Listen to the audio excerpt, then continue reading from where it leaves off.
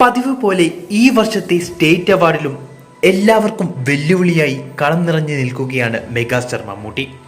കഴിഞ്ഞ വർഷം നൻപകൽ നേരത്ത് മയക്കത്തിലൂടെ മികച്ച നടനുള്ള കേരള സ്റ്റേറ്റ് ഫിലിം അവാർഡ് സ്വന്തമാക്കിയ മമ്മൂക്ക ഇത്തവണയും അവാർഡ് സ്വന്തമാക്കാനുള്ള തയ്യാറെടുപ്പിലാണ്. മികച്ച നടനുള്ള മത്സരത്തിൽ ജിയോ ബേബി സംവിധാനം ചെയ്ത കാതൽ ദ കോറാണ് മമ്മൂട്ടിയുടേതായി നോമിനേഷൻ ലിസ്റ്റിലുള്ളത്. കഴിഞ്ഞ വർഷം മമ്മൂക്ക പ്രകടനം കൊണ്ടും കഥാപാത്രം കൊണ്ടും ഞെട്ടിച്ച ചിത്രം എന്ന നിലയിൽ കാതൽ ദ കോർ തീർച്ചയായും സ്റ്റേറ്റ് അവാർഡ് അറിയിക്കുന്ന ചിത്രമാണ്. സിനിമയുടെ സെൻസറിംഗ് സമയത്ത് തന്നെ സെൻസർ ബോർഡ് അംഗങ്ങൾ മികച്ച അഭിപ്രായം പറഞ്ഞ ചിത്രം പിന്നീട് പ്രേക്ഷകരും നിരൂപകരും ഇരു കൈയും നീട്ടി സ്വീകരിച്ചിരുന്നു. ഇപ്പോഴിതാ സ്റ്റേറ്റ് അവാർഡിലും എല്ലാവർക്കും വെല്ലുവിളിയായി മാറിയിരിക്കുകയാണ് കാതൽ ദ കോർ.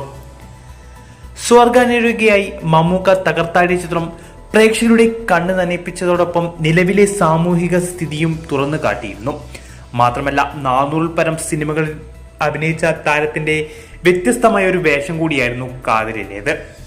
അതുകൊണ്ട് തന്നെ എല്ലാ രീതിയിലും സ്റ്റേറ്റ് അവാർഡിന് അർഹതയുള്ള ഒരു സിനിമയാണ് കാതലും മമ്മൂക്കയും.